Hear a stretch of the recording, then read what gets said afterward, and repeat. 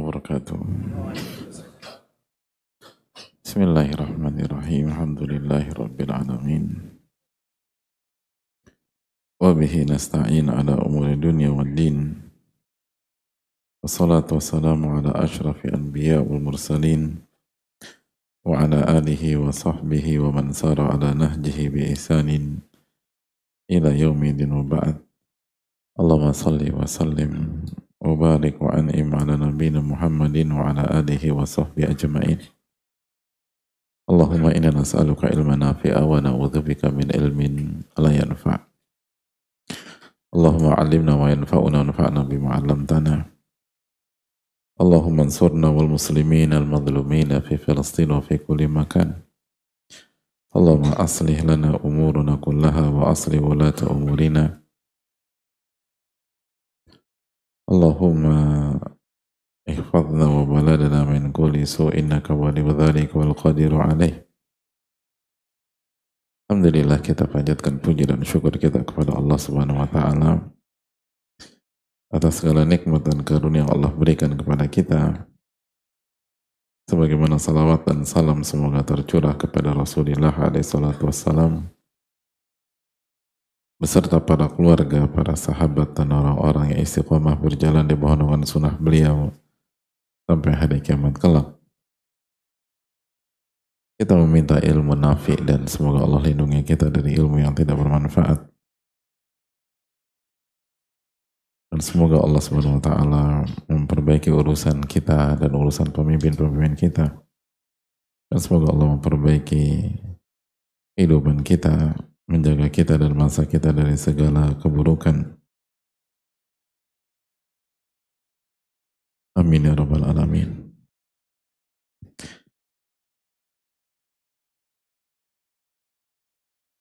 Hadirin yang Allah muliakan,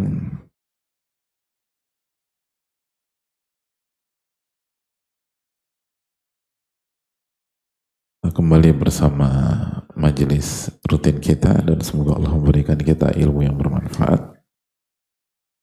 Dan kembali kita bersama Tadhkiratus Sami wal Mutakallim karya Ibnu Jama'ah rahimahullahu ta'ala. Dan buku ini membahas tentang adab ilmu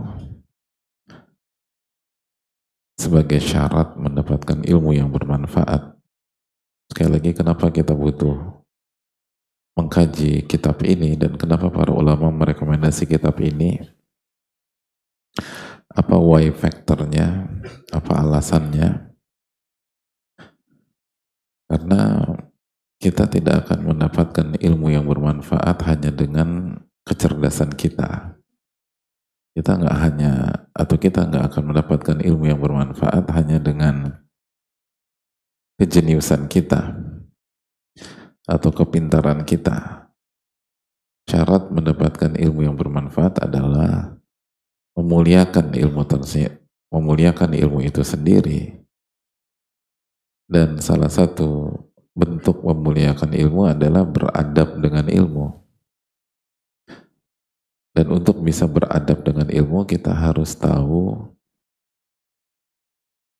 do's and don'ts-nya dari para ulama kita. Dan untuk tahu, kita harus buka buku para ulama, dan diantaranya adalah buku Tadhkiratus Sami. Makanya ulama mengatakan bil adabi tafhamul ilma, hanya dengan adab Anda bisa memahami hakikat dari ilmu. Dan dari sinilah para ulama mengatakan al-adab qabla al-ilm, adab sebelum ilmu. Dan Umar bin Khattab radhiyallahu ta'ala mengatakan ta'addabu thumma ta'allamu, beradablah baru setelah itu Anda belajar.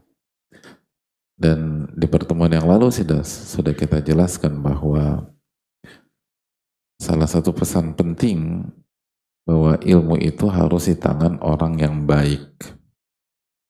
Ilmu itu harus di tangan orang yang beradab. Dan ilmu jangan sampai jatuh ke tangan orang yang jahat, orang yang buruk. Kenapa? Karena ilmu adalah senjata dan kekuasaan, sebagaimana dijelaskan para ulama tafsir. Dan begitu sebuah senjata yang mematikan dipegang oleh orang yang buruk, orang yang jahat, maka dampaknya sangat fatal.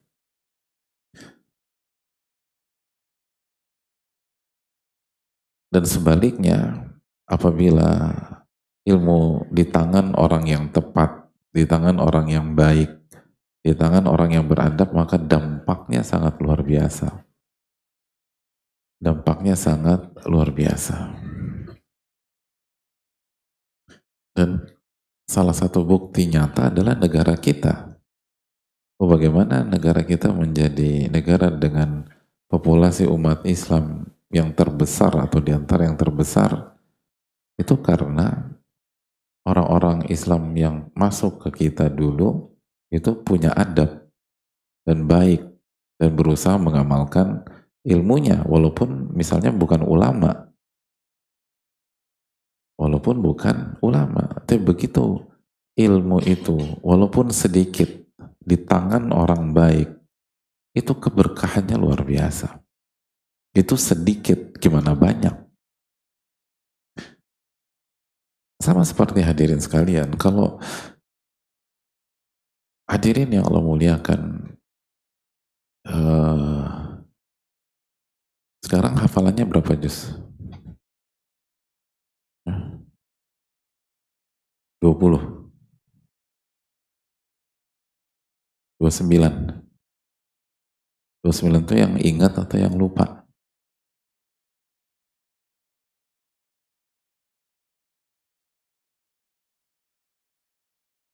Misalnya hafalan kita apa sedikit banget lah. Tapi dalam hidup kita, dalam bertetangga gitu ya, dalam atau di keluarga, atau di tempat kerja, atau di kampus, kita ngamalin satu ayat aja, misalnya Al-A'raf ayat 199, khudhil afwa wa'mur bil urfi wa'arid 'anil jahilin.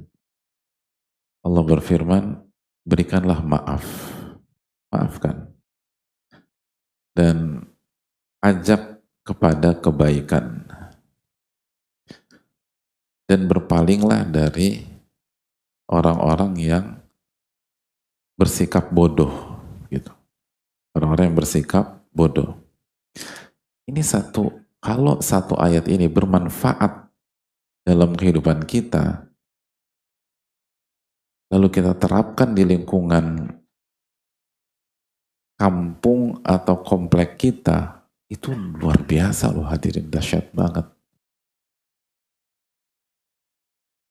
Setiap orang yang zolimin kita, kita maafkan. Gitu. Lalu kita tetap menebar kebaikan. Misalnya. Lalu orang yang nyinyir, orang yang gibahin kita, orang yang bersikap bodoh, orang yang underestimate sama kita, atau verbal abuse sama kita, bully ke kita, kita biarkan. Wa'arid 'anil jahilin. Kita nggak ambil pusing.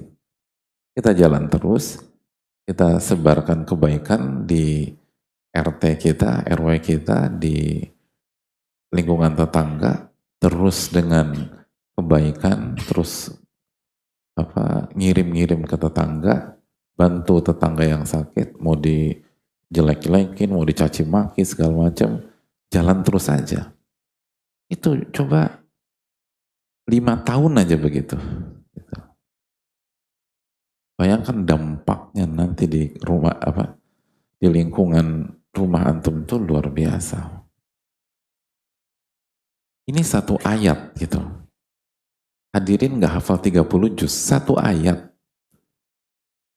bermanfaat, satu ayat di tangan orang baik, di tangan orang yang ikhlas, di tangan orang yang jujur, itu dampaknya kemana-mana. Dampaknya kemana-mana. Itu poin hadirin.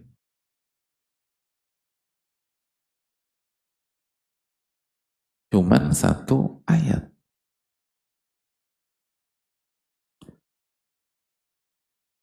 Jadi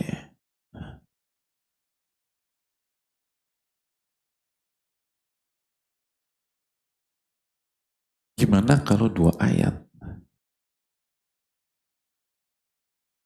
Bagaimana kalau 3 ayat?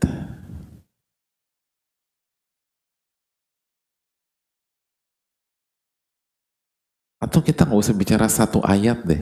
Tadi kan 1 ayat tuh. 1 atau 2 potong ayat misalnya. 1 atau 2 potong ayat. Misalnya surat An-Nisa ayat 19. Kita ambil penggalannya aja ya. 2 penggalan terakhir misalnya. Wa ashiruhunna bil ma'ruf. Dan sikapi dan berinteraksilah dengan istri kalian dengan baik. Lalu Allah tutup ayatnya, fa'in karihtumuhun. Maka apabila kalian tidak suka terhadap istri kalian, mungkin ada sifat yang kita nggak suka, ada beberapa sifat atau sikap yang kita nggak suka. Fa'asa an takrahu syai'an wa yaj'alallahu fihi khairan katsira. Semoga kalian nggak suka sesuatu dari istri kalian, nanti Allah jadikan dampaknya kebaikan yang banyak, gitu loh. Kebaikan yang banyak. Jadi oke, Anda nggak suka dengan, hadirin udah punya istri atau belum nih ngomong-ngomong? Udah. Ada sikap, ada sifat istri yang kita nggak suka nggak? Nggak ada. Waduh, luar biasa. Luar biasa bohongnya. Bukan luar biasa hebat. Gak ada lah wanita sempurna, hadirin. Oh, Aisyah aja mecahin piring depan para sahabat. Siapa wanita kita lebih bersih daripada daripada Aisyah radhiyallahu taala anha.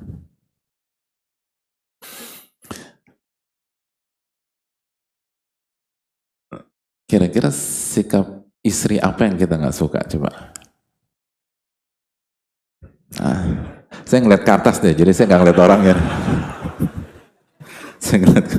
Jadi saya nggak ngeliat orangnya. Nah, apa sikap, sifat apa, atau common sense-nya lah, atau apa, common mistake-nya lah, atau kesalahan, atau common weakness dari wanita lah.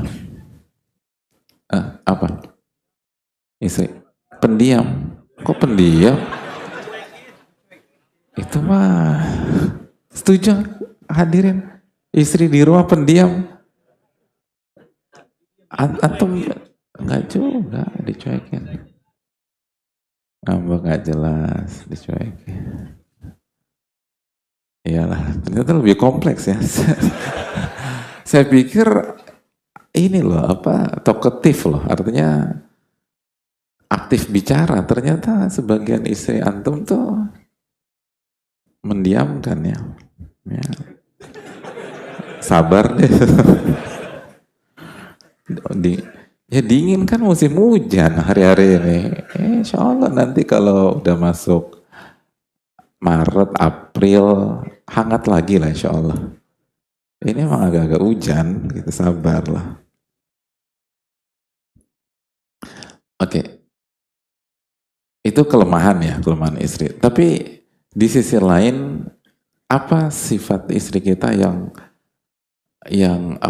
benar-benar ngebantu banget kita dalam kehidupan ini? Gak ada. Ya Allah, kesian. Ya, ada lah. Kan Allah mengatakan, fa'asa an takrahu syai'an wa yaj'alallahu fihi khairan katsira.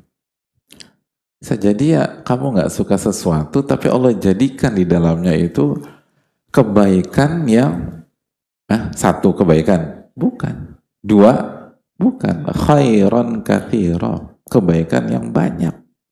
Jadi banyak kebaikan istri kita di balik satu dua kekurangannya. Betul nggak ibu-ibu? Oh, confirm. Masya Allah, senang nih karena saya kalau begini. Oke, kita balik lagi ya. Bayangkan ya, kalau dua penggalan ayat ini di tangan orang baik, di tangan orang baik, di tangan orang yang ikhlas, di tangan orang yang jujur, betapa solidnya sebuah rumah tangga. Gitu. Tapi kalau jangankan satu ayat ini, satu surat An-Nisa, tapi di tangan orang jahat, di tangan orang yang punya kepentingan, di tangan orang-orang yang mau menang sendiri, maka satu surat An-Nisa itu nggak akan membuat rumah tangganya sakinah, mawaddah, warahmah. Ini contoh simpel aja. Makanya pentingnya kita membahas tentang pondasi ilmu. Pentingnya kita back to basic, kembali ke dasar. Pentingnya kita mengikuti keterangan para ulama, keterangan para sahabat, keterangan Umar bin Khattab radhiyallahu taala an, ta'addabu thumma ta'allamu. Anda beradab dulu, baru setelah itu belajar. Agar apa? Agar ilmunya di tangan orang yang baik, gitu. Jadi jangankan satu ayat, dua penggalan dalam sebuah ayat, kalau di tangan orang baik, itu dampaknya puluhan tahun. Dampaknya sakinah, mawaddah, warahmah. Dampaknya membuat seorang suami itu jadi tidak fokus ke kekurangan-kekurangan istri. Justru menikmati hikmah dan kebaikan yang ada di balik kekurangan tersebut. Bahkan Allah mengatakan kekurangan itu Allah bisa jadikan kebaikan yang banyak. Bayangkan, kebaikan yang banyak. Jadi kan berarti hadirin yang Allah muliakan, bahwa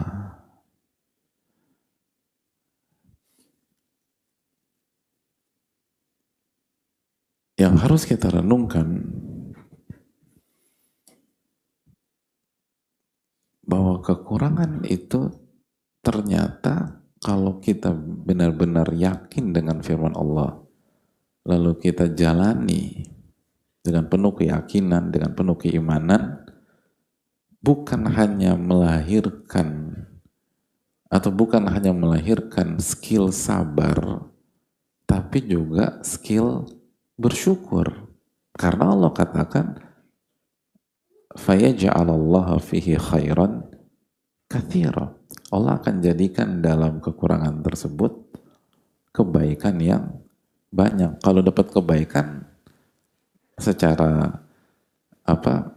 Secara umum atau secara common sense, bersabar atau bersyukur? Bersyukur. Walaupun kalau kita detailkan akan ada mix nanti antara sabar dan bersyukur. Tapi itu nanti di level yang berikutnya lah kita bahas insyaallah ta'ala.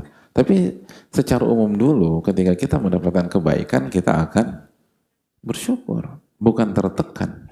Nah kenapa sekarang banyak kita ketika menghadapi atau ketika mendapati istrinya punya kekurangan tertekan.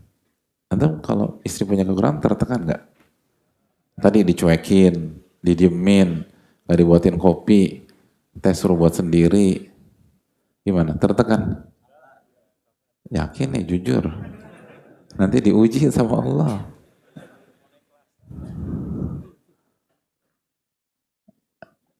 Jangankan bersyukur, sabar aja kita lupa. Jangankan bersyukur, sabar aja seringkali lupa kita. Dan akhirnya kita tertekan. Akhirnya kita nggak betah di rumah.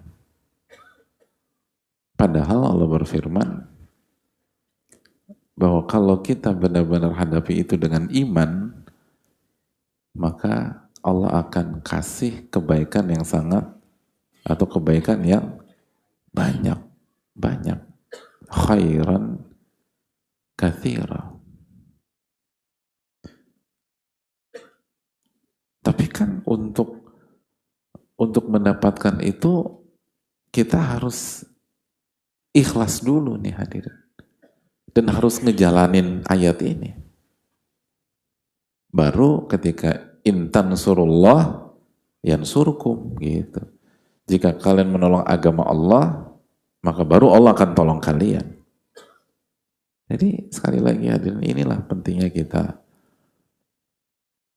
kembali ke pondasi dan kita ingatkan bersama-sama bahwa ilmu itu harus di tangan orang-orang yang baik, orang-orang yang jujur, orang-orang yang ikhlas, orang-orang yang beradab, sehingga dampaknya sangat besar, bukan hanya untuk dirinya, tapi untuk lingkungan, untuk rumah tangga, keluarga, lingkungan, dan masyarakat. Tapi kalau ilmu itu di tangan orang buruk, maka ilmu itu seringkali dijadikan alat untuk ambisi pribadinya. Nanti ilmu dijadikan alat untuk ngebodoh-bodohin orang. Buat hitam itu putih, putih itu hitam. Dijadikan alat untuk membodohi istri. Demi ambisi si suami atau demi gengsi suami. Atau sebaliknya. Dijadikan alat untuk mengontrol suami, dan akhirnya terjadi ketimpangan. Semoga Allah memberikan kita taufik agar kita bisa mendapatkan ilmu nafi. Amin ya rabbal alamin. Hadirin yang Allah muliakan, kita akan kembali melanjutkan keterangan para ulama kita, dan kita sedang membahas tentang penyakit yang sangat mematikan dan dijelaskan secara khusus setelah disebutkan secara umum, yaitu penyakit yang bernama merendahkan orang. Merendahkan orang.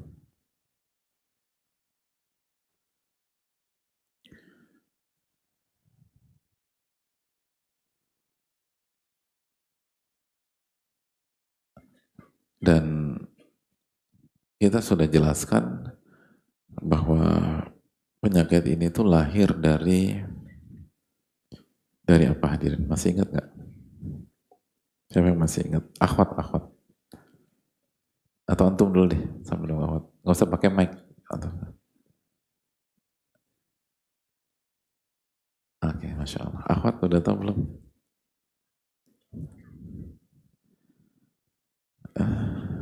Ya Ustadz. Ya, apa?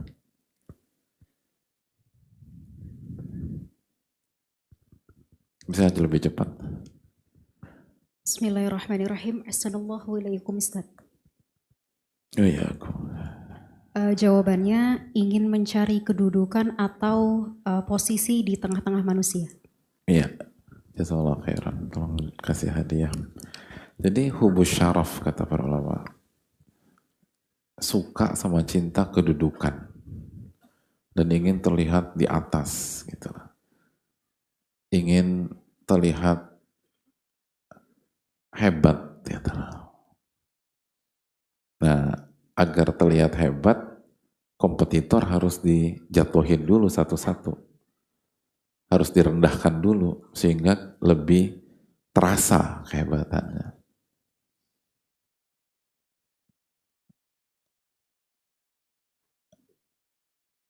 Dan sekali lagi, itu yang dijelaskan para ulama. nggak mau terlihat, bukan hanya nggak mau terlihat buruk, nggak mau disamakan sama orang lain, nggak mau terlihat satu level dengan orang lain, maka yang lain dijatuhkan, yang lain direndahkan, yang lain dibully, dinyinyirin, di uh, dicela, yang intinya nanti ke kita gitu, agar kita lah yang terlihat bersinar. Karena kan ketika ketika yang lain dijatuhkan, pada jatuh, jadi yang terlihat yang mana, yang berdiri kan gitu. Jadi walaupun kita nggak tinggi nih, misalnya ini ilustrasi aja ya, jangan, bisa paham kan ilustrasi, misalnya tinggi kita 150 misalnya. Kalau yang lain kita berdiri, yang lain berdiri kan kita nggak kelihatan mungkin. Tapi kalau kita jatuhkan yang kanan, jatuhkan yang kiri, kita selengkat yang sebelah kanan, kita dorong yang di depan, kita sandung yang di belakang, dan semua jatuh. Maka walaupun kita 150, kita akan terlihat paling tinggi gitu loh. Karena yang lain jatuh. Nah itu bahaya. Suka dengan posisi seperti itu yang bikin bahaya. Makanya Allah sangat tegas dalam masalah ini. Sampai-sampai Allah berfirman, tilkad darul akhirah naja'aluha lilladzina la yuriduna 'uluwan fil ardi wala fasada wala aqibatu lil muttaqin. Dan kampung akhirat itu Allah jadikan untuk orang-orang yang tidak ingin ketinggian di muka bumi ini dan tidak ingin membuat kerusakan di permukaan bumi ini, dan hasil akhir selalu untuk orang-orang yang bertakwa gitu. Jadi surga itu bukan untuk mereka, surga itu untuk orang-orang yang tawadu, itu bukan orang yang punya ambisi ketinggian secara duniawi. Loh, tapi sebelum kita lanjut, tadi surat ayat berapa ya? Al-Qasas 83. Surat Al-Qasas ayat 83. Jadi hadirin Allah muliakan,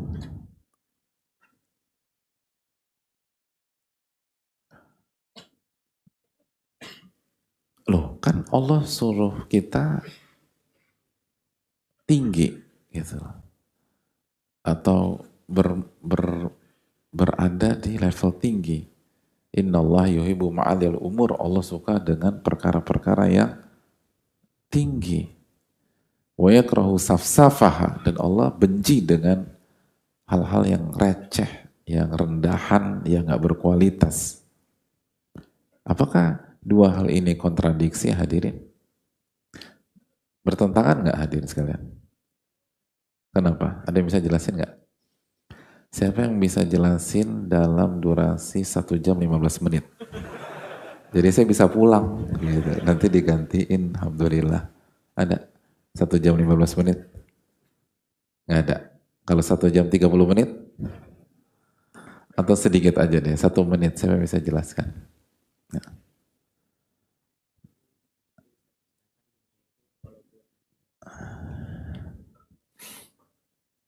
Iya.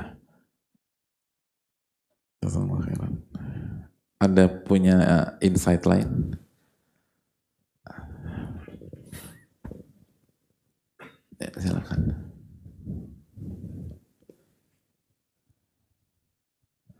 Tapi hadiahnya di sini udah habis. Masih mau jawab nggak? Masih Ustaz. Oh, masih mau, boleh.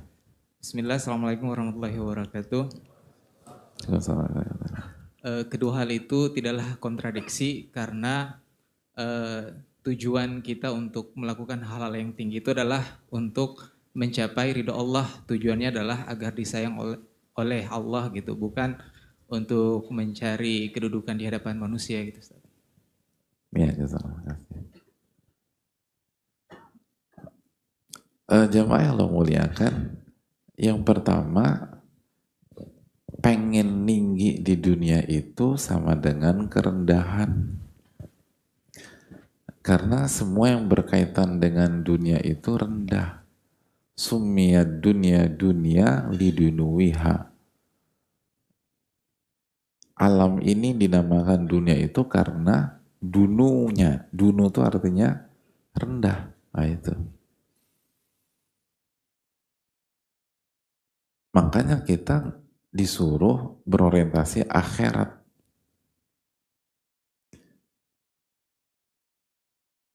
Akhirat itu lebih baik dan lebih tinggi. Wal akhiratu khairul laka minal ula. Dan akhirat itu lebih baik, lebih tinggi daripada dunia. Wal akhiratu khairu wa abqa. Akhirat itu lebih baik dan lebih kekal. Jadi ambisi setinggi apapun terhadap dunia sama dengan apa? Apa tadi? Rendah. Karena dunia itu rendah. Sebaliknya, mencari akhirat itu adalah ketinggian. Mencari akhirat itu ketinggian. Mencari wajah Allah dan ridho Allah adalah ketinggian. Karena Allah Al-Ali. Allah maha tinggi. Dan diantaranya adalah tinggi secara zat. Sebagaimana tinggi secara sifat. Jadi ketika kita mencari wajah Allah atau menuju Allah SWT berarti kita tinggi. Itu yang pertama. Yang kedua, dan cara yang paling efektif menjadi mulia dan meraih kedudukan atau derajat yang tinggi di sisi Allah itu dengan cara merendah. Nah, itu. Dengan cara merendah.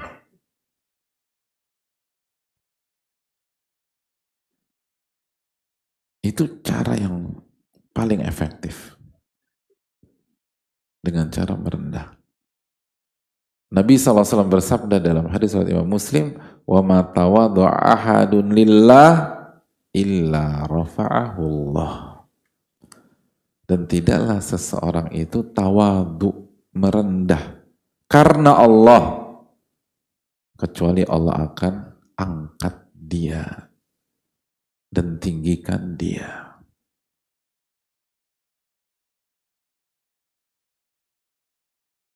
Gitu. Jadi tidaklah seseorang tawadhu karena Allah, karena ada juga orang tuh yang tawadhu secara bahasa, tapi bukan karena Allah, karena untuk meningkatkan mutu. Nah itu. Ada orang tuh tawadhu biar dipuji. Ah, saya bukan siapa-siapa. Enggak, antum tuh yang terbaik. Ah, bukan. Enggak, itu bukti. Bukan. Dalam hati terus. Jadi senang dipuji. Loh, jujur aja hadirin. Bukan jujur hadirin ya, tapi saya lagi modus itu terjadi nggak di lapangan? Terjadi. Siapa pelakunya? Ya saya, Pak Ustaz. Enggak, bukan. Jadi, dan itu efektif, makanya banyak yang pakai. Efektif itu. Tapi bukan karena Allah Subhanahu wa Ta'ala. Karena kan kalau muji diri sendiri terlalu vulgar. Jadi merendah. Enggak, saya bukan. Enggak, tuh. Gitu lah. Kalau ini, dia nggak peduli mau diapain. Pokoknya saya mau ngerendah aja. Itu aja.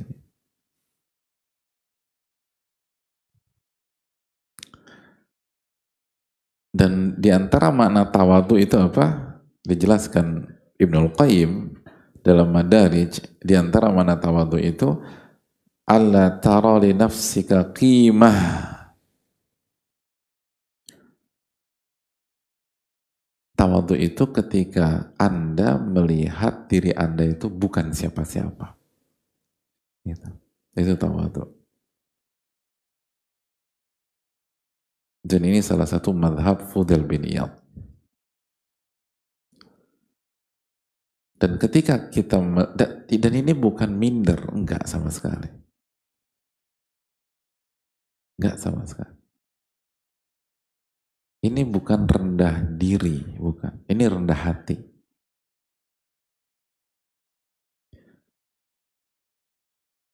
Ini bukan minder, ini la haula wa la quwata illa billah. Tidak ada daya dan kekuatan kecuali dengan bernulis. Ketika kita baca la haula wa la quwata, berarti kita punya power nggak hadirin? Nggak punya. La haula wa la quwata, kita nggak punya power.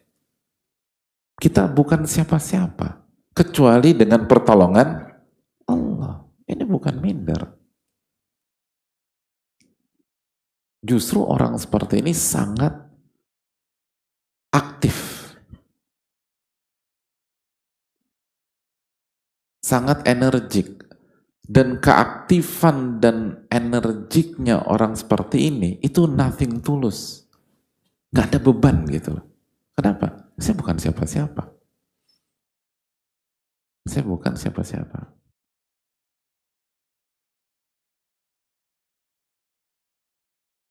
Nggak gampang sakit hati gitu.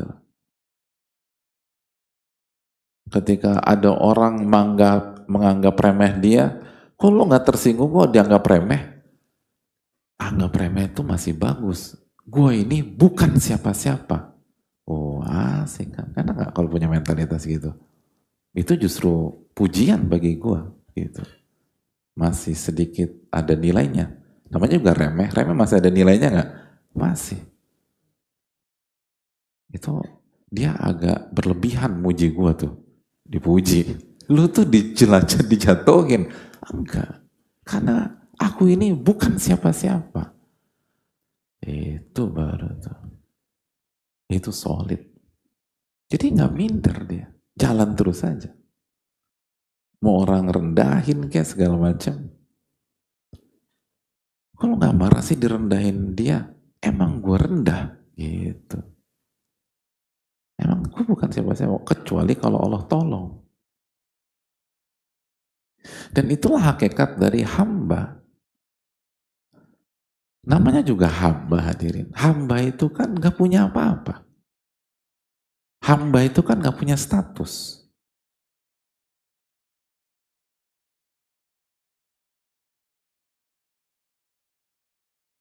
Itu hamba. Makanya kan hidup seorang hamba itu mentalitasnya apa?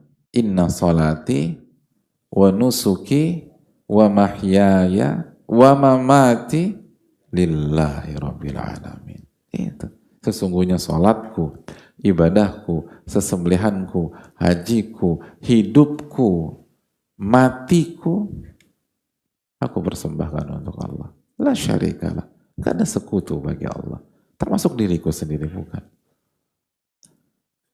Wabidzalika umirtu. Itu yang diperintahkan kepadaku.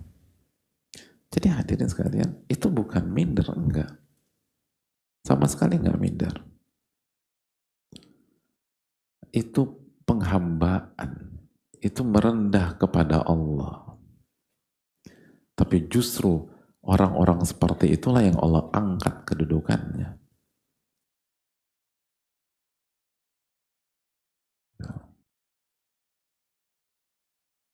Makanya orang kalau sudah di level itu, hadirin, itu tadi, dia tidak akan terbang ketika dipuji. Enggak. Dan tidak akan jatuh ketika dicela.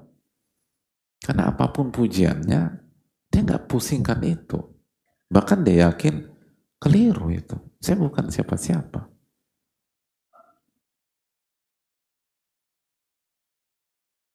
Makanya seperti Imam Nawawi, Itu kan dipuji pujiannya nggak, hadirin Imam Nawawi itu dipuji ulama, wah hadirin mau baik kayak apapun nggak akan mungkin dipuji kayak begitu.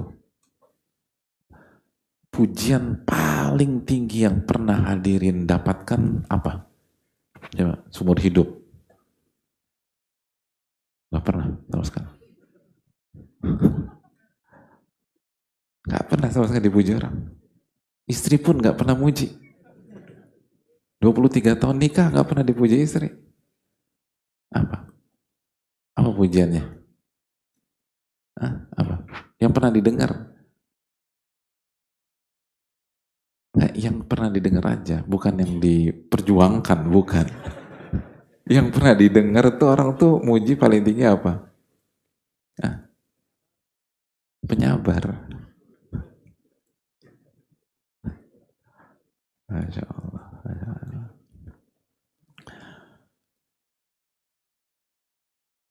Imam Nawawi itu dipuji Muhyiddin, penghidup agama.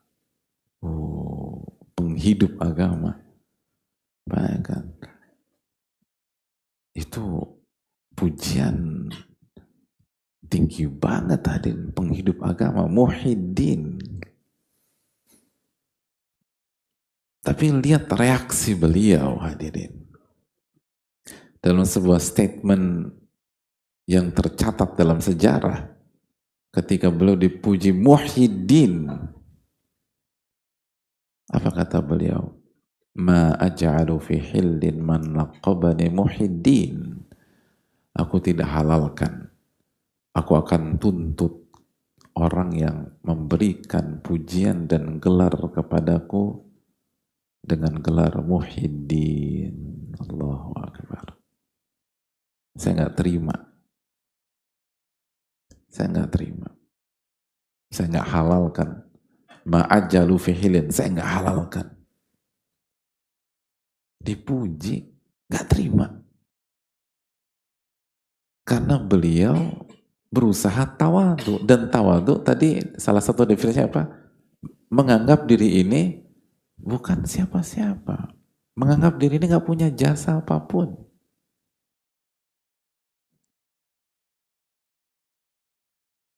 Menganggap diri ini itu rendah. Maka orang-orang seperti otomatis gak akan jatuhin orang. Kan gak punya kepentingan untuk ngurusin orang dalam tanda petik. Beda dengan orang yang memang berambisi terhadap kedudukan dunia. Dia punya kepentingan. Tapi kalau orang yang sudah merasa bukan siapa-siapa, hidupnya enak, nyaman, hadirin. Dia akan bahagia di dunia dan akan bahagia di akhirat.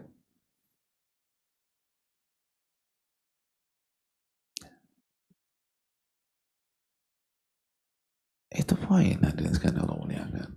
Nah ini yang harus kita bangun. Dan penuntut ilmu harus berusaha melatih dirinya di level ini. Sehingga nanti dia nggak akan jatuhkan si A, nggak jatuhkan si B, nggak akan si C. Hanya saja dia tegas. Kalau salah ya salah. Tapi ngejatuhin orang, enggak. Merendahin orang, enggak. Tapi salah. Karena amar ma'ruf nahi mungkar. Tapi itu tadi. Dia menyalahkan yang salah. Tapi di waktu yang sama, bisa jadi yang salah itu secara akumulasi lebih baik daripada saya. Lebih mulia daripada saya. Sangat mungkin terjadi. Dan itu real. Saya ingin tanya sama jemaah sekalian. Udah punya anak belum hadirin? Ada? Belum. Kalau cucu? Nah, kalau cucu udah Pak Ustaz. Luar biasa ini. Ajaib-ajaib di sini hadirin. Mentalitas orang tua, apalagi kakek nenek, menginginkan anak dan cucunya pencapaiannya di bawah mereka, selevel dengan mereka atau di atas mereka? Di atasnya. Gitu. Pertanyaan berikutnya, kalau kita sebagai orang melihat anak kita salah, melihat cucu kita salah, diluruskan, dinasehati, ditegur, disalahkan, atau dibiarkan? Hah? Anak kita salah, cucu kita salah, didiamkan atau tidak? Tidak. Disalahkan atau tetap dibenarkan? Disalahkan.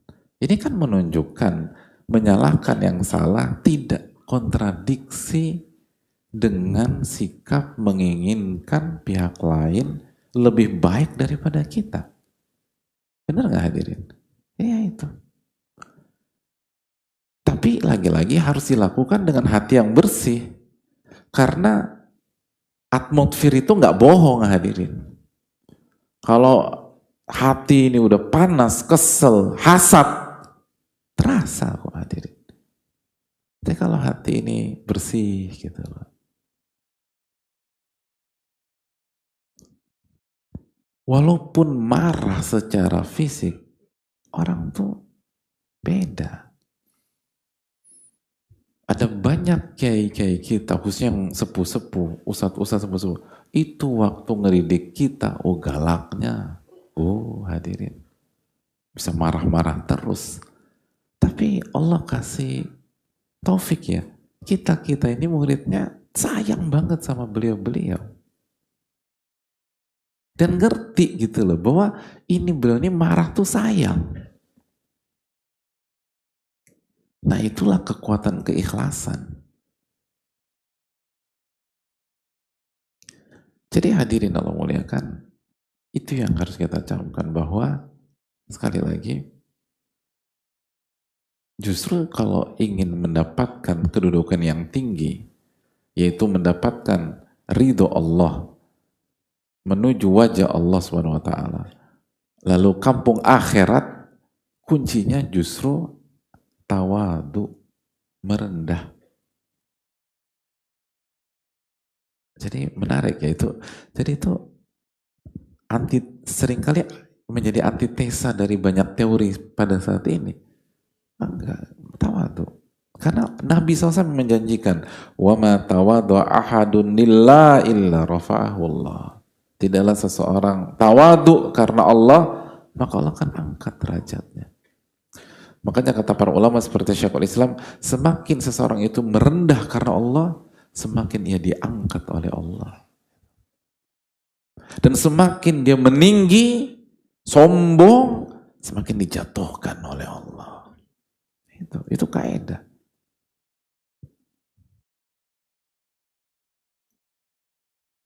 Itu kaidah. Terbukti. Itu yang perlu kita camkan bersama-sama. Nah, marilah kita perbaiki diri kita, perbaiki hati kita, khususnya di fase awal kita belajar. Karena kalau pondasi kita lemah, ke depan tuh rapuh kita hadirin. Man hurimal usul, hurimal usul, kata para ulama. Barang siapa yang usulnya, pondasinya tidak ada atau rapuh, maka dia tidak akan sampai ke tujuan. Dan ini adalah bagian dari mentauhidkan Allah. Ketika kita mentauhidkan Allah, kita akan mengagungkan Allah. Pada saat kita mengagungkan Allah dan meninggikan Allah, di waktu yang sama kita akan rendahkan diri kita dan menganggap diri kita bukan siapa-siapa. Dan kalau itu terjadi, maka Allah akan tolong kita, Allah akan bantu kita, Allah akan angkat derajat kita.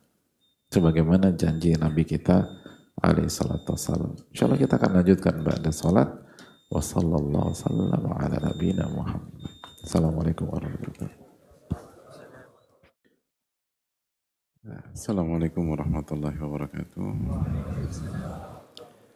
Bismillahirrahmanirrahim. Alhamdulillah wassalatu wassalamu ala Rasulillah wa ala alihi wa sahbihi wa wala ba'd. Allahumma inna nas'aluka ilman nafi'a wa na'udzubika min ilmin la yanfa'.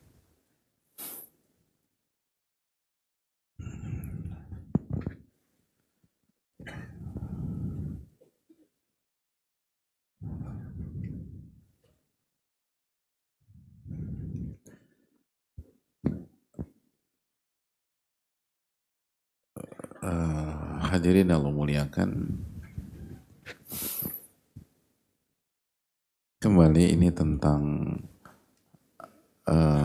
ambisi terhadap kedudukan duniawi, lalu merasa diri hebat, lalu nanti jatuh kepada kesombongan, dan salah satu dampaknya adalah menjatuhkan dan meremehkan orang lain karena merasa kita lebih baik. Dan itu adalah sebuah misi yang pasti gagal. Karena justru mendapatkan kemuliaan dunia akhirat adalah dengan cara tawadhu, dengan cara merendah. Sebagaimana sabda Nabi SAW dan keterangan para ulama kita. Oleh karena itu Ibnul Qayyim rahimahullah membawakan ucapan Ibrahim bin Syaiban, asyarafu fit tawadhu, kemuliaan itu ada pada tawadhu. Kemuliaan itu ada pada tawadhu. Kedudukan tinggi itu ada pada tawadhu. Bukan ada pada ujub atau sombong atau meremehkan orang atau menjatuhkan orang, dan sebaliknya. Makanya kembali kita ingat ayat yang dibawakan oleh penulis rahimahullahu ta'ala, la yaskhar qaumun min qaumin asa ayyakunu khairan minhum, janganlah sebagian kaum merendahkan sebagian yang lain, karena yang direndahkan bisa jadi yang direndahkan itu lebih baik daripada yang merendahkan. Dan cukuplah seseorang merendahkan saudaranya atau menjatuhkan pihak lain, itu menunjukkan kualitasnya rendah. Jadi alih-alih dia ingin kedudukan tinggi di dunia, justru begitu dia melakukan modus itu, cara itu menunjukkan betapa rendahnya dia. Itu menunjukkan betapa rendahnya dia. Itu menunjukkan betapa tidak berkualitasnya dia. Jadi itu adalah misi yang tidak mungkin berhasil. Misi yang tidak mungkin berhasil.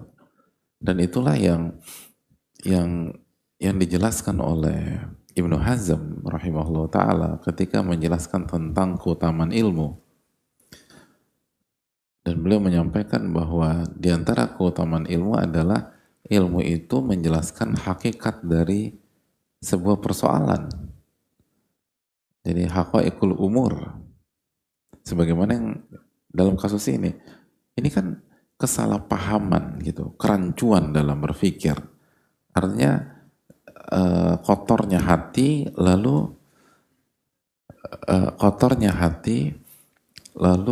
salah paham dalam kehidupan. Dia pikir, jadi kesalahpahamannya dari mana sih? Kalau hatinya kotor kan udah jelas ya. Tapi salah pahamnya di mana? Salah pahamnya adalah dia berpikir bahwa menjatuhkan orang adalah cara yang tepat untuk mengangkat kedudukan diri atau mencapai sebuah kemuliaan di dunia. Padahal keliru besar. Justru sebaliknya. Begitu kita meremehkan orang atau merendahkan orang atau nyinyirin orang atau bullying kepada orang, di waktu yang bersamaan nilai kita jatuh di hadapan Allah. Dan Allah nggak ridho dengan kita. Dan itu menunjukkan bahwa kita orang rendahan. Menunjukkan kualitas kita rendah dan receh. Itu seperti itu. Nah, sekali lagi, dari mana kita tahu dan kenapa sebagian atau di sisi lain banyak pihak salah paham? Jawabannya karena ilmu. Karena Nabi SAW yang bersabda, wa ma tawadhu'a ahadun lillahi illa rafa'ahullah. Tidaklah seseorang tawadhu karena Allah kecuali Allah akan angkat derajatnya. Karena Allah berfirman dalam surat Al-Hujurat tadi, ayat 11, bahwa janganlah sebagian mencela sebagian yang lain, karena bisa jadi yang dicela itu lebih baik lebih mulia, lebih tinggi, dan yang mencela rendah otomatis. Karena keterangan para ulama tadi bahwa asyaraf fitawadu, kemuliaan itu ada pada ketawaduan, bukan ada pada ngejatuhin orang, bukan ada pada ngerendahin orang, bukan ada pada nyinyirin orang, bukan ada pada eh, meng, eh, membunuh karakter orang, bukan. Itu justru menunjukkan kita itu rendah, kita tuh mediocre, kita itu nggak berkualitas. Nah ini yang harus kita camkan. Maka pentingnya ilmu, kata Ibnu Hazm. Dan orang tuh nggak akan bisa mengetahui hakikat ini tanpa wahyu. Apalagi kalau kita lihat atau apabila ada seseorang ngelihat di lingkungannya semuanya menggunakan cara yang sama, maka dia akan berpikir, oh begini nih cara yang benar untuk ngangkat reputasi, untuk mendapatkan kemuliaan, untuk mendapatkan ketinggian. Padahal semuanya salah dan keliru total. Makanya itu yang dikatakan para ulama bahwa tujuan dari ilmu, tujuan dari kita belajar agar kita mengetahui hakikat dari kehidupan. Agar hakikat itu tersingkap gitu. Sehingga kita tahu kalau kita ingin kemuliaan, oh berarti kita harus melakukan ini. Kan itu mind blowing hadirin. Jalan menuju ketinggian adalah kerendahan. Itu kan mind blowing. Selama ini kita belajar kalau ingin mencapai titik puncak Anda harus mendaki. Anda harus meninggi gitu loh. Ternyata dalam konteks ini enggak. Untuk mendapatkan ketinggian justru cara mainnya adalah merendah. Sama seperti Ibnu Qayyim misalnya menjelaskan konteks lain ya. Dalam Wabilus Shaib beliau mengatakan cara untuk tidak takut di hari kiamat adalah takut di dunia. Gitu. Kalau Anda ingin tenang di hari kiamat dan tidak takut akan diazab oleh Allah Subhanahu wa taala, maka di dunia takutlah diazab sama Allah. Jadi cara untuk menghilangkan rasa takut adalah rasa takut. Itu kan mind blowing. Orang nggak kepikir ke sana. Cara menghilangkan rasa takut dengan rasa takut. Maksudnya apa? Agar kita tidak takut di akhirat, kita harus takut di dunia. Dan sebaliknya, orang yang tidak takut diazab ketika dia hidup di dunia, maka dia akan ketakutan pada saat dia di akhirat. Dia akan ketakutan pada saat di akhirat.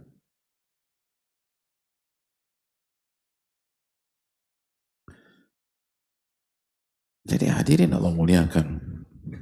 Itu yang harus kita camkan bersama-sama. Dan itu yang menjadikan kita perlu belajar. Perlu membaca Al-Quranul Karim. Dan perlu mendekat kepada Allah. Jadi sama. Jadi ada banyak hal yang benar-benar membuat kita terbelalak. Oh begitu ternyata. Dan itu dikuatkan oleh dalil. Itu dikuatkan oleh dalil. Tadi, cara agar tidak takut adalah takut. Itu kan aneh. Emang hadirin pernah dengar sebelumnya teori kayak begitu? Gimana biar nggak takut? Anda harus takut. Ini aneh deh orang. Gitu. Kalau orang teman kita yang ngomong, mungkin kita akan pandang sebelah mata. Tapi begitu dia bawakan, oh ini keterangan Ibnu Qayyim dalam Wabilus Shaib. Dan diambil dari dalil dari Al-Quran dan Sunnah Nabi SAW, maka oh ya ternyata demikian.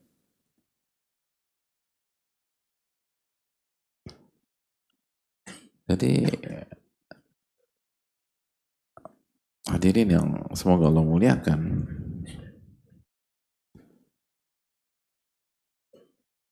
pentingnya ilmu dan kalau nggak ada ilmu kita bisa benar-benar salah langkah. Karena memang dunia itu tipuan. Makanya Allah berfirman, "Wa mal hayata dunya illa mata'ul ghurur." Tidaklah kehidupan dunia itu kecuali perhiasan yang menipu. Benar-benar ditipu. Dunia itu bisa buat hitam itu putih, putih itu hitam. Ditipu benar-benar. Bisa ditipu. Belum, itu baru dunia, belum syaitan lagi hadirin. Bayangkan, apa, syaitan pun punya kemampuan itu, membuat ilusi, lagi-lagi, kanan itu kiri, kiri itu kanan. Ya, kesalahan pertama apa hadirin? Yaitu dimakannya buah khuld. Dimakannya buah khuld.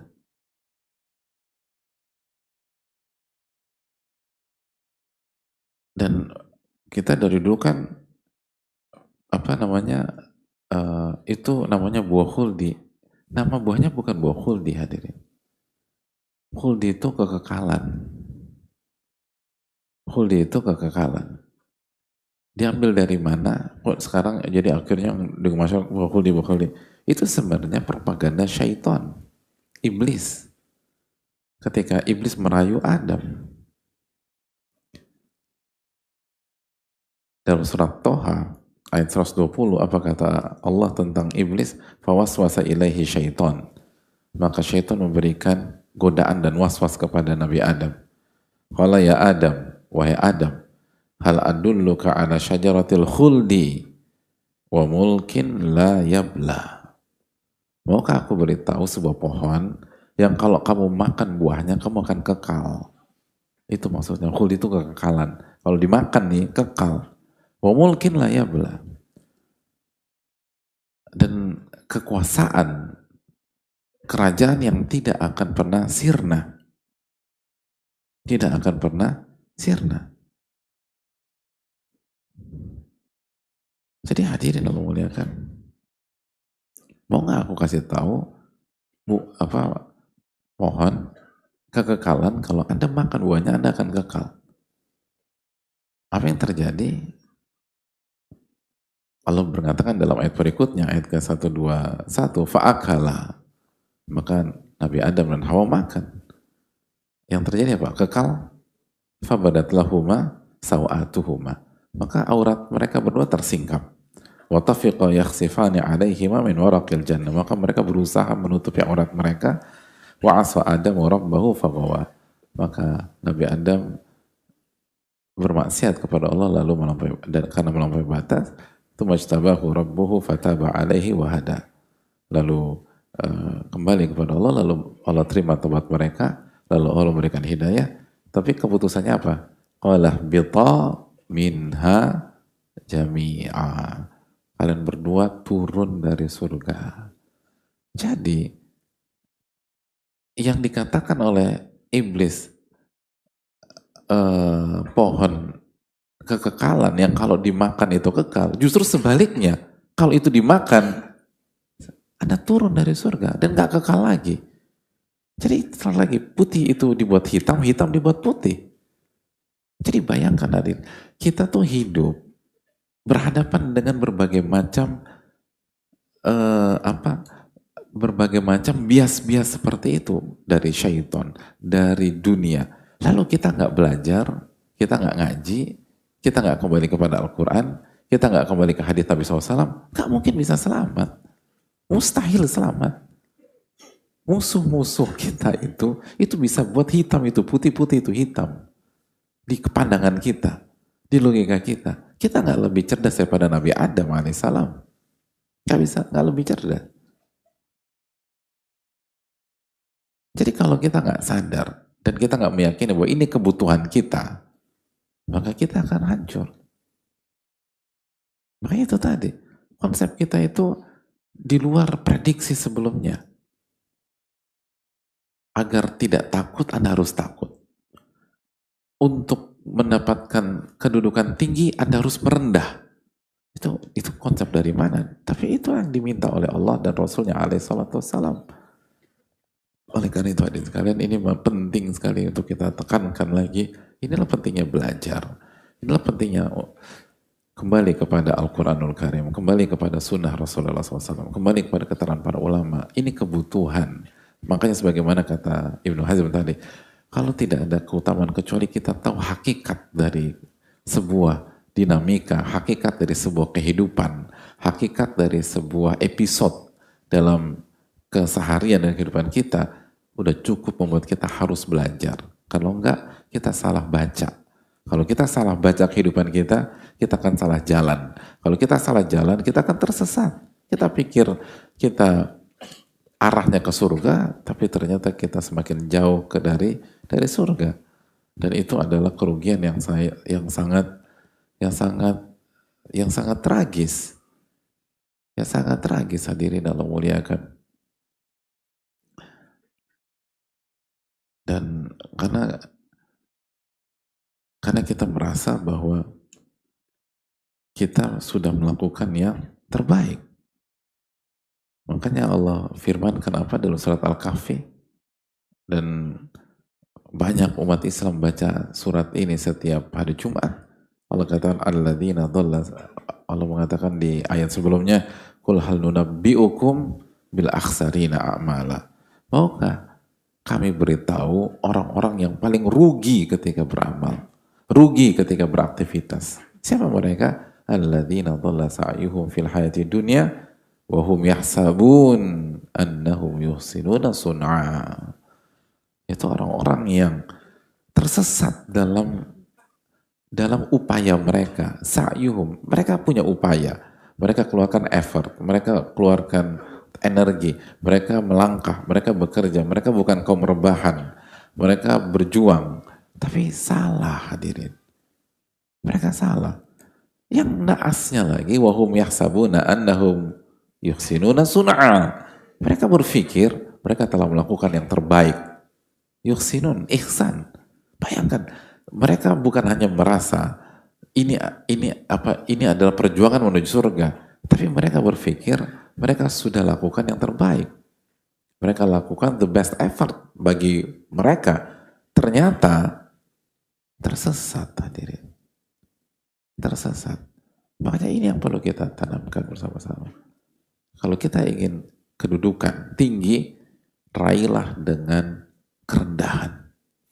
Raihlah dengan ketawaduan. Bukan dengan keangkuhan. Bukan dengan kesombongan. Bukan dengan ambisi untuk mendapatkan kedudukan tinggi duniawi tersebut. Itu nggak akan pernah berhasil. Itu tidak akan pernah berhasil. Nggak akan mungkin berhasil. Nggak ada yang pernah berhasil dengan cara seperti itu. Dan ini pelajaran bagi kita bahwa orang yang sudah belajar, sudah hijrah, sudah ngaji, apalagi cukup lama, maka harus semakin merendah. Maka harus semakin merendah. Dan ini bukan klaim, tapi sikapnya. Harus semakin sami'na wa ta'na. Harus semakin mudah diatur. Harus semakin mudah untuk menerima kebenaran. Harus semakin respect sama orang. Itu poin. Jadi sebenarnya dunia ilmu itu, semakin banyak ilmunya, itu semakin merendah. Semakin mengerti konsep. Semakin mengerti hakikat dari kedudukan. Justru di dalam dunia ilmu, yang rentan, sombong, petantang, seterusnya, itu yang baru-baru gitu loh. Karena mereka belum tahu. Tapi yang udah lama dan seterusnya, itu beda cara mainnya. Semakin merendah, semakin menghormati, semakin santun dalam bicara, semakin mudah diatur. Itu poin. Ini PR bagi kita. Makanya hadirin sekalian, ketika, contoh misalnya di kajian lah gitu loh. Kan misalnya panitia berusaha ngatur jamaah agar bisa efisien, bisa kondusif, dan bisa lebih maksimal. Maka orang-orang yang sudah ngaji lama, itu enak diaturnya. Gitu loh. Suruh ke kanan, kanan. Suruh kiri, kiri. Suruh push up, udah mikir dong. Apa hubungannya push up sama kajian? Jangan mau juga. Jadi jangan terlalu polos juga sih push up. Kenapa ya push up ya? Gitu loh. Tapi kalau diatur sesuai dengan konteks, ikut. Gitu loh. Coba, ibu-ibu kalau diatur, nurut nggak ibu-ibu? Enggak. Ya Allah ibu-ibu. Harus nurut dan bukan harus lebih nurut lagi. Dan yang udah ngajar harus kasih contoh. Harus lebih enak, lebih simpel, lebih gampang diarahkan. Bukan justru kalau aku ini udah 15 tahun ngaji di sini. Kan panitianya bingung ada. Ini kayaknya kajian baru 7 tahun. Dengan gitu nanti. Jadi kan ketahuan bohongnya. Itu yang pertama. Yang kedua, justru itu menunjukkan betapa rendahnya kita. Secara nilai. Bukan betapa tingginya, karena kita main tinggi. Jadi setiap kita main ngeninggi, maka kita akan terlihat rendah. Dan semakin kita main rendah, maka kita akan diangkat oleh Allah dan menjadi tinggi. Selalu begitu cara. Jadi contoh mulai, kalau panitia minta diatur, ikut gitu loh. Gak ada masalah. Walaupun panitianya lebih muda dari kita, atau kita merasa dia lebih junior dari kita. Justru itulah ujiannya. Kalau ilmu kita bermanfaat, tapi kalau ilmu kita tidak bermanfaat, dan ilmu kita atau senioritas kita hanya kita jadi ajang sebagai pangkat untuk dibanggakan, maka ya kita akan ribet, akan nolak dan seterusnya.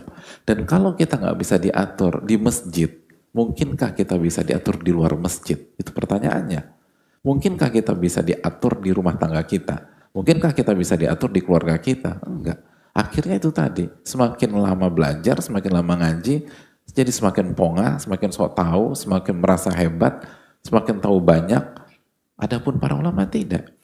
Makanya kan para ulama itu semakin belajar, semakin tawadu, semakin mudah diatur, semakin menerima kebenaran, semakin simpel untuk diajak diskusi, semakin mudah untuk diingatkan. Umar bin Khattab kan simpel, gitu loh. Ketika beliau membuat kebijakan tentang mahar, cukup dikasih satu ayat, langsung direvisi sama Umar.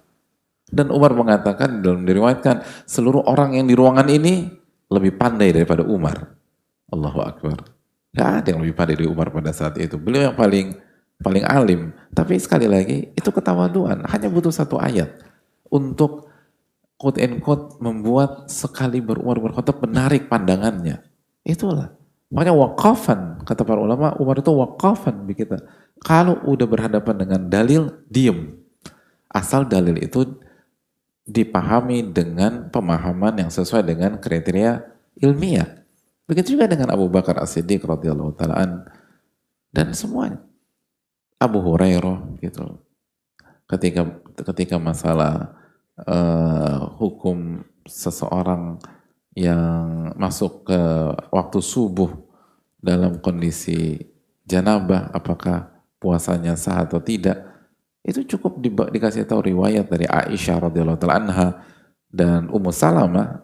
Abu Hurairah cuma mengatakan, padahal beliau periwayat nomor 1 di dunia loh, ranking pertama. Tapi begitu dengar bahwa Aisyah dan Ummu Salamah membawakan bahwa Nabi SAW pernah masuk waktu subuh dalam kondisi janabah dan tetap berpuasa, Abu Hurairah mengatakan apa? Ahuma qalata, apakah dua istri Nabi SAW mengatakan demikian? Kata orang itu, iya. Huma a'lam, mereka lebih tahu daripada saya. Simpel, sederhana. Mereka lebih tahu daripada saya. Gak mengatakan saya nomor 1. Nggak, tunggu. Siapa yang bilang Aisyah? Aisyah tuh bukan nomor 1. Nomor 1 tuh, lo tau gak nomor 1 siapa? Tahu nggak lo nomor 1 tuh siapa? Gitu. Gak begitu hadirin. Gitu. Gak demikian. Justru itu menunjukkan nomor orang-orang di level atas harus bermain demikian. Harus demikian. Kalau nggak menunjukkan bahwa dia nggak pantas di level tertinggi.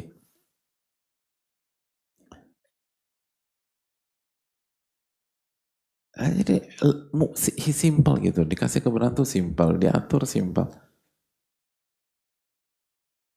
Lah maka terapkan. Adapun kalau justru susah, diatur susah, mau di masjid susah, nanti di rumah tangga susah lagi nanti diatur sama suaminya. Nanti di keluarga susah diatur sama orang tuanya. Dan akhirnya jadi pembangkang, merasa pintar, merasa jago, dan seterusnya. Dan itu yang kita nggak harapkan. Ilmu itu, sekali lagi, tujuannya membuat kita benar-benar bisa merasakan bahwa kita ini hamba. Hamba itu bodoh. Wa ma utitu minal ilmi illa qalila. Tidaklah kalian diberikan ilmu kecuali sedikit. Makanya ciri-ciri ulama yang benar-benar ulama apa?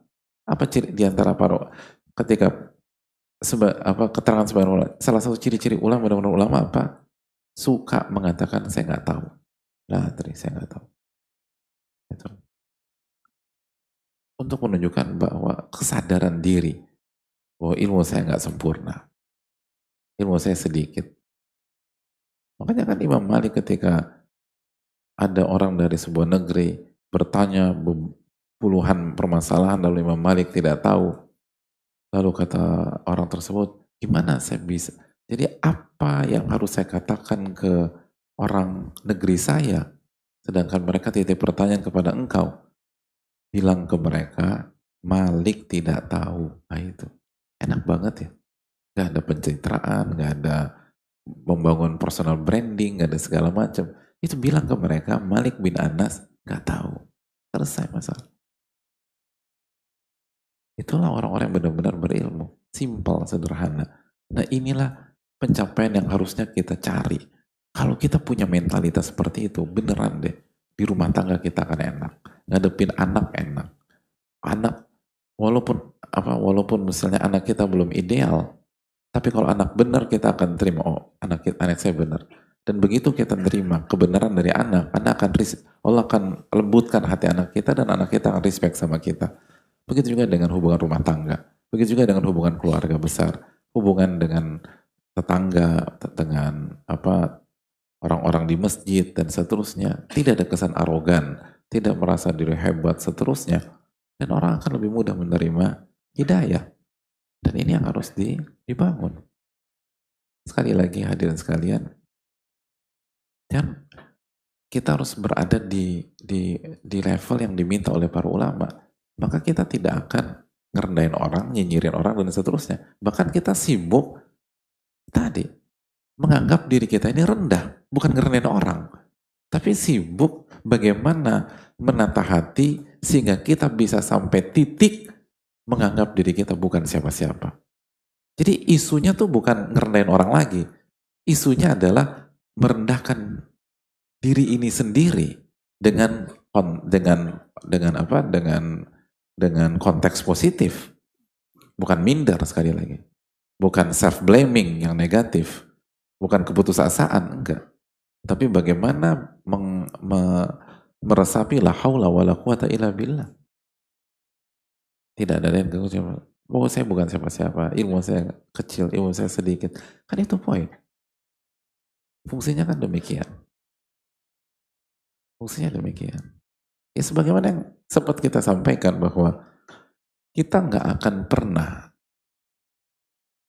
pernah sadar seberapa lemahnya, atau kita nggak akan pernah sadar betapa lemahnya kekuatan hafalan kita kalau kita tidak masuk program hifdz Quran.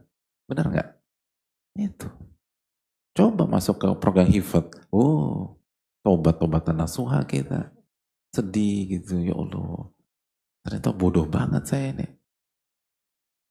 Bayangkan, hafalan itu tadi. Masuk juz 30. Mulai, apalagi langsung mulai dari An-Naba. Nggak mulai dari An-Nas, dia langsung mulai An-Naba. Setengah mati An-Naba itu. Ada orang hafal An-Naba tuh 1 bulan. 1 bulan hadirin. Ada 2 bulan. Ada yang 3 bulan. Itu 3 bulan ngafal An-Naba, seneng minta ampun. 3 bulan An-Naba loh, satu surat. Di luar sana ada yang 1 juz itu bisa 1 hari.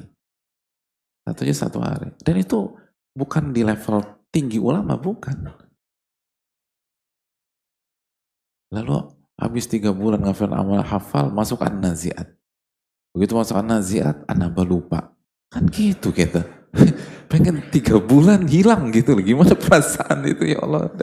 Sedih banget tuh, 3 bulan hilang.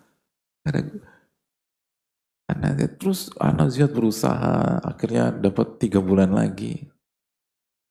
Setelah 3 bulan senang An-Nazi'at hafal. lalu masuk abasa. Begitu abasa, an-nazi'at lupa, an-naba juga masih lupa. Jadi 6 bulan itu 2 surat hilang. Gitu loh. Dari situ kan kita sadar betapa lemahnya hafalan kita. Itu poin.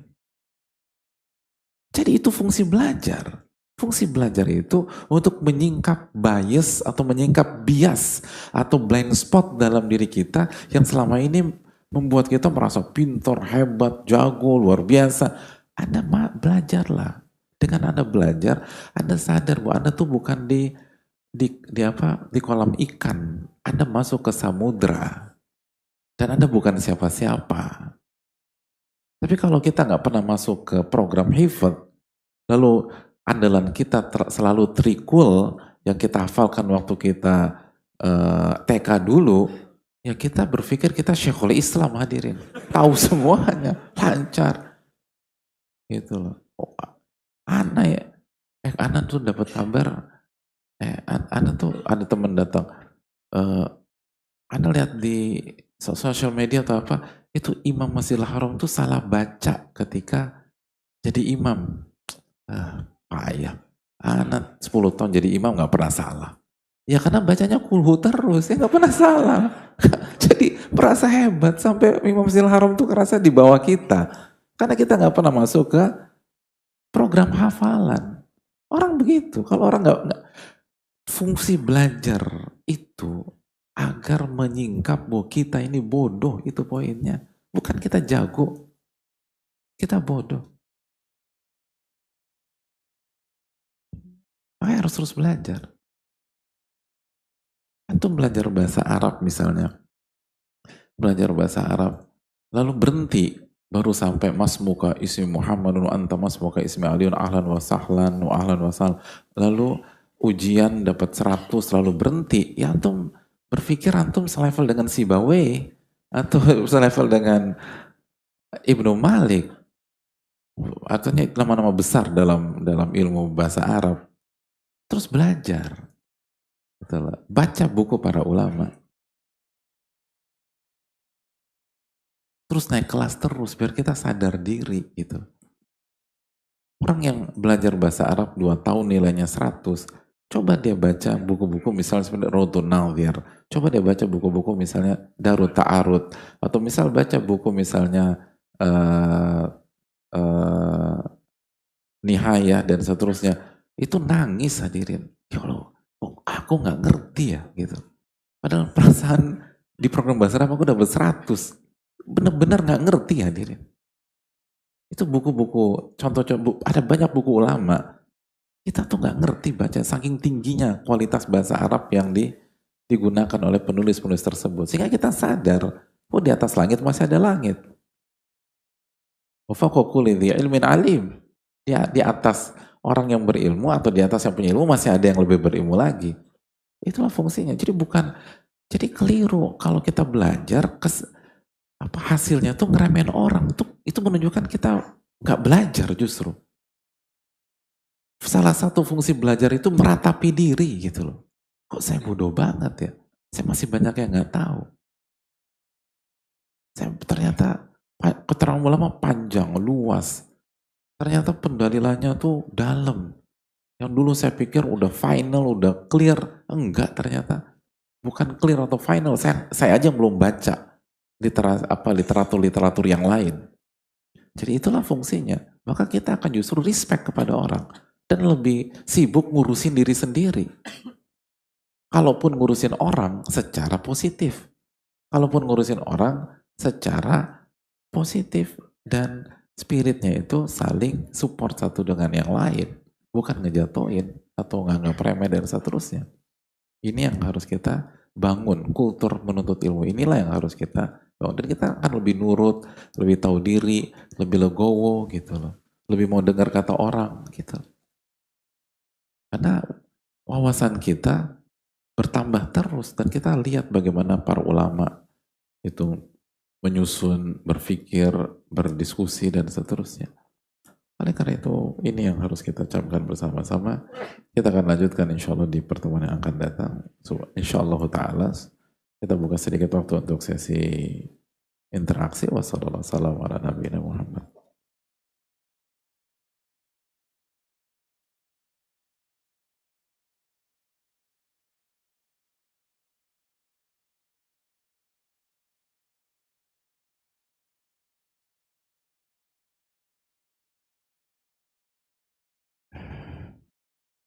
Assalamualaikum warahmatullahi wabarakatuh. Waalaikumsalam warahmatullahi wabarakatuh.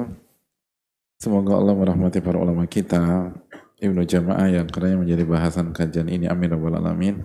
Semoga Allah merahmati Ustadz, keluarga, tim, dan seluruh umat Islam yang terus berpegang teguh kepada iman dan Islam. Amin ya rabbal alamin. Jazakallahu khairan Ustadz atas ilmunya, wa iyyakum. Begitu juga dengan bertanya.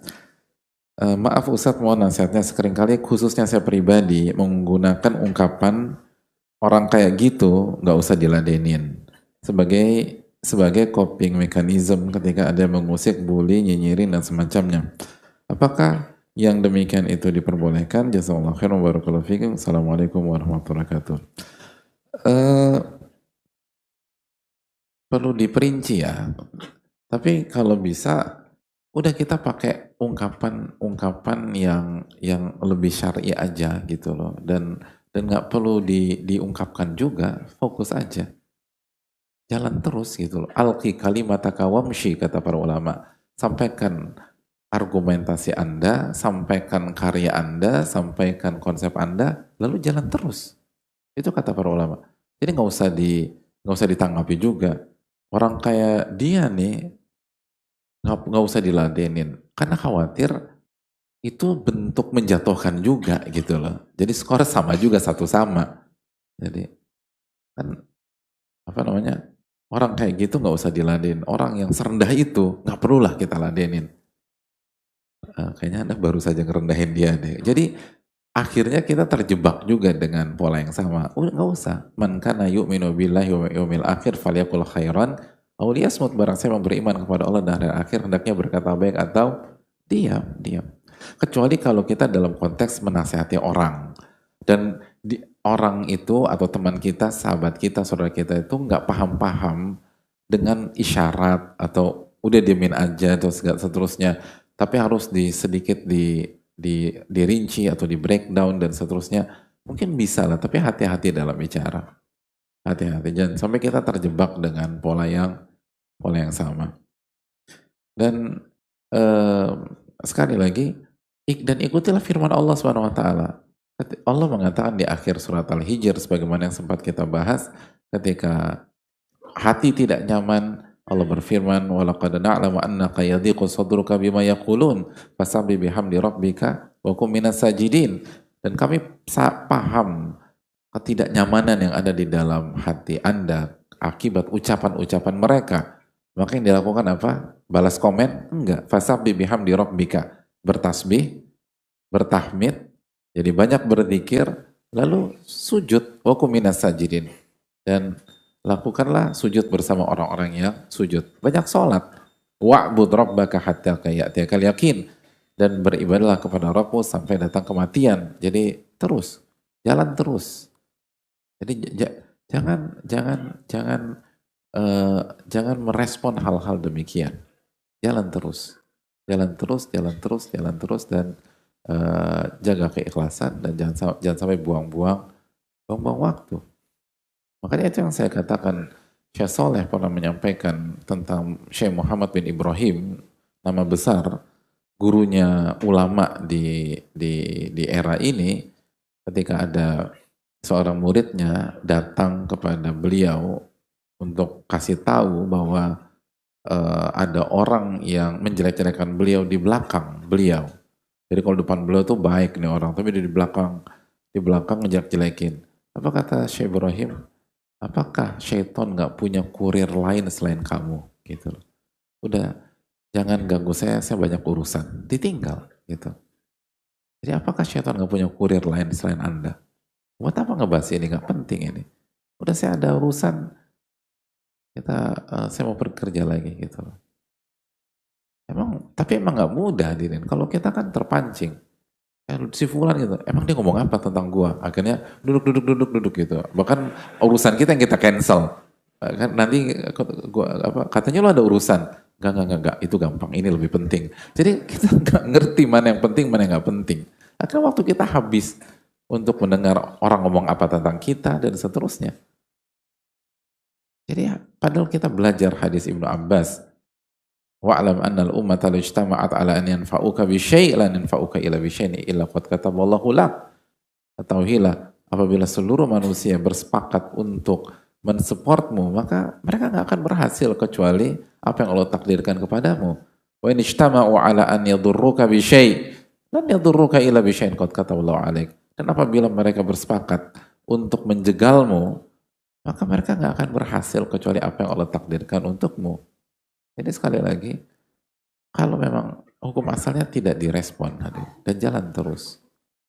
Dan Allah katakan apa? فَأَمَّا الزَّبَدُ فَيَذْهَبُ جُفَاءً وَأَمَّا مَا يَنْفَعُ النَّاسِ فَيَمْكُثُ فِي الْأَرْضِ. Adapun buih itu kata Allah akan hilang dengan cepat. Adapun yang bermanfaat itu yang akan eksis. Kenapa kita ketakutan ketika ada hal-hal atau ada orang bicara buruk tentang kita? Salah satunya kenapa kita ketakutan hadirin? Enggak, ini apa namanya, kita nih semua sama-sama lemah lah. Tapi makanya kita tanya, kalau kita kenapa sih kok kita kayaknya insecure terus ketakutan ketika ada orang yang bicarakan kita? Itu karena apa?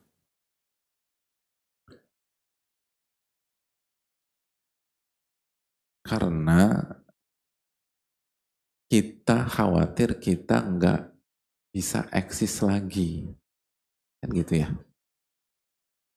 Karena omongan buruk itu bisa menghambat kinerja kita, orang nanti nganggap kita buruk, lalu kita nggak bisa eksis sebagai makhluk sosial, kan begitu ya? Kita, benar nggak sih? Nggak ya? Oke. Merasa yang sama berarti ya? Nah Allah katakan, فَأَمَّا الزَّبَدُ فَيَذْهَبُ جُفَاءً dalam surat Ar-Ra'd ayat 17. Adapun buih itu akan hilang dengan cepat. Jadi kalau omongan itu fitnah dan seterusnya, bahkan jangankan fitnah, benar, tapi itu gibah. Gibah itu makan bangkai hadirin. Itu buih. Buih itu akan hilang dengan cepat. Antum kalau udah bertobat seterusnya, lalu ada orang ngungkit-ngungkit lagi kesalahan antum, itu buih. Asal antum udah bertobat kepada Allah Subhanahu wa taala. Dan buih itu akan hilang dengan cepat. Lalu Allah katakan, wa amma ma yanfa'un nas fayamkuthu fil ard. Adapun yang bermanfaat bagi manusia, itu yang akan eksis. Yang akan eksis itu. Jadi kalau kita ingin eksistensi dalam kehidupan, bukan sibuk ngurusin mereka, tapi sibuklah berkarya itu. Berkarya yang bermanfaat buat umat, maka Anda digaransi oleh Rabbul Alamin akan eksis. Adapun nggak ada karya sama sekali, mau dipuji satu dunia pun nggak akan eksis. Yang eksis itu adalah pada saat kita punya karya bermanfaat bagi manusia. Selalu demikian berpikir. Allah Ta'ala. Jadi nggak hukum asalnya nggak usah satu kata pun jangan diucapkan. Satu kata pun jangan diucapkan. Allah Ta'ala bisa.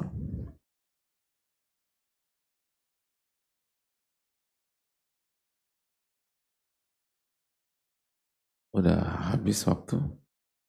Semoga Allah memberikan taufik kepada kita. Insyaallah kita akan lanjutkan di pertemuan yang akan datang. Biidznillah ta'ala. Terima kasih banyak. Semoga Allah terima amal soleh kita. Dan sekali lagi semoga kita terus mendapatkan ilmu nafi, ilmu yang membuat kita semakin merasa bodoh, semakin merasa bukan siapa-siapa, dan semoga Allah angkat derajat kita di dunia dan akhirat. Subhanakallahumma wa bihamdika la ilaha illa anta astaghfiruka wa atubu ilaik. Assalamualaikum warahmatullahi wabarakatuh. Syukran.